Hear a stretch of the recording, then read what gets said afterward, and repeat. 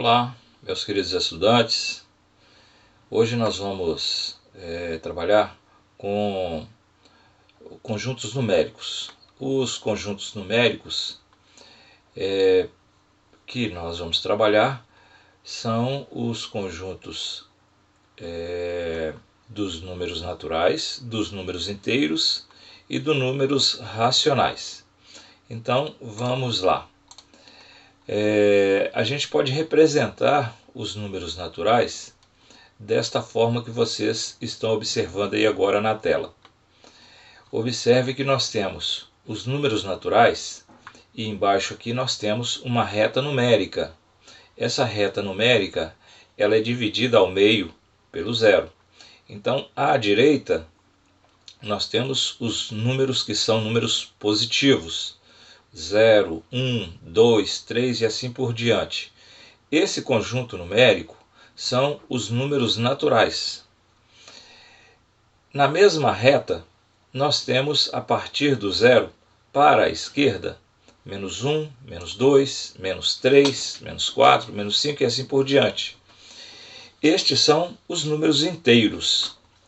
Observe que números inteiros e números racionais e números naturais, eles estão na mesma reta. Agora, nós temos também um outro conjunto numérico que fica entre um número e outro número. Ou seja, entre o 0 e o 1, vocês vão observar nessa tarja creme, amarelada, esse segmento de reta que nós temos aí, começando no zero, como se fosse esse zero na reta de baixo. Então tem o 0 e mais para frente o 1. Então seria só esse pedacinho. E esse segmento de reta, nós ainda dividimos esse segmento de reta em outras partes iguais.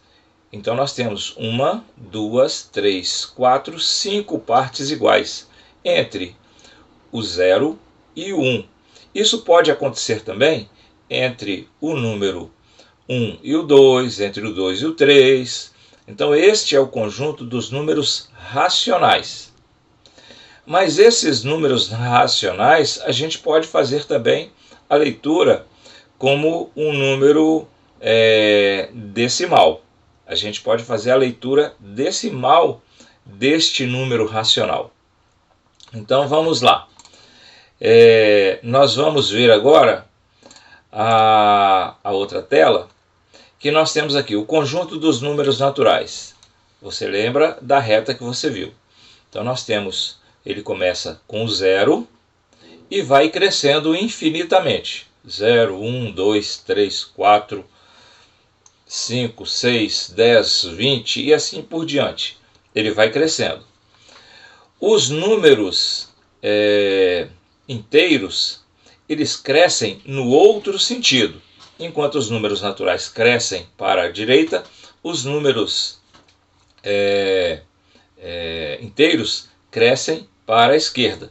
Então ele vai começar em menos 1 e vai crescer para menos 2, menos 3, menos 4, menos 5, menos 6, menos 7. Ou seja, o zero terá mais valor do que o menos 9, por exemplo. Agora, entre o 0 e o 1, por exemplo, eu tenho vários outros números que são esses que estão no conjunto Q. O conjunto Q é o conjunto dos números racionais. Então ali eu tenho 1/4, 1/16, 3/8, meio, 5/8, 11/16, 3/4, 7/8 e muitos outros.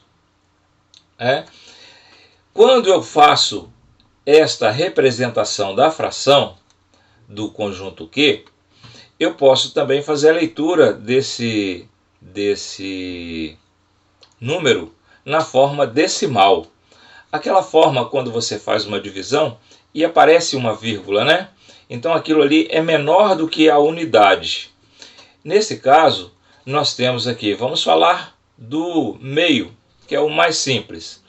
O meio será 1 dividido por 2. 1 dividido por 2, ou seja, eu tenho uma laranja. Se eu dividir essa laranja por 2, eu vou ter metade e metade. Então, 1 dividido por 2 dá 1 meio. Né? Este 1 meio, que representa ali 1/2, pode ser lido também como 0,5. Depois nós vamos ver como fazemos esta operação. Por enquanto é só.